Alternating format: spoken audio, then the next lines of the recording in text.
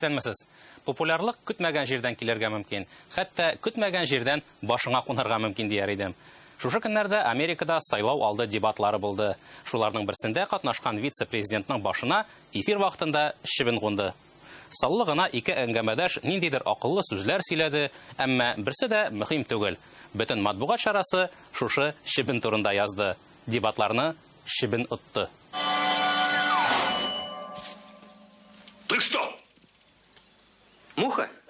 Бу беренче генә очрак түгел. Клинтон чыгышы вакытында да аның кашына шибен кунган иде. Соңыннан бу бөҗәкне Кремль агенты дип атадылар. Кыскасы, менә сезгә политтехнолог киңәше. Әгәр дә рәсми чыгышыгызга күбрәк игътибар җәлеп итәсегез килсә, сәяси очрашуларга бер шырпы кабы шибен тутырып килегез.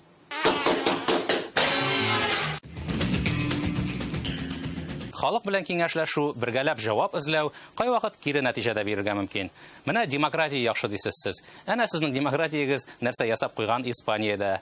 Бер урамга исем сайлаганда халык сораштыру уздырганнар һәм күпчелек тавыш белән мондый исем сайлана.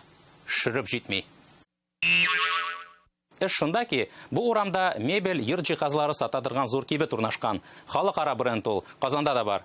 Әллә испан халкы шулай шаяртырга булган, әллә чыннан да мебель җыйган саен бер шөрөпләр җитми кала, белмәссең.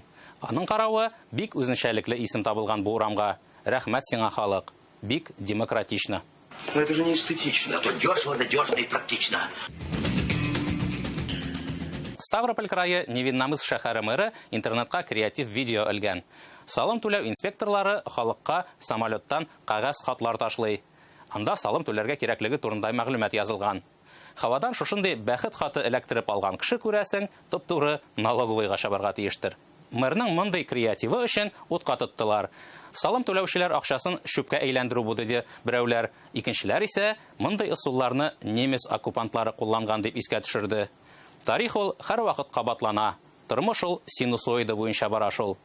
QR-код, онлайн түләү, электрон имза кебек нәрсәләргә алмашка күрәсең, самолеттан хат ташлау кебек менә шушындый иске, яңа технологияләр әйләнеп кайтты. Неправильно это. Если бланк поздравительный, адресата сначала поздравить надо. Ну, хорошо. Поздравляю тебе, Шарик. Ты балбес.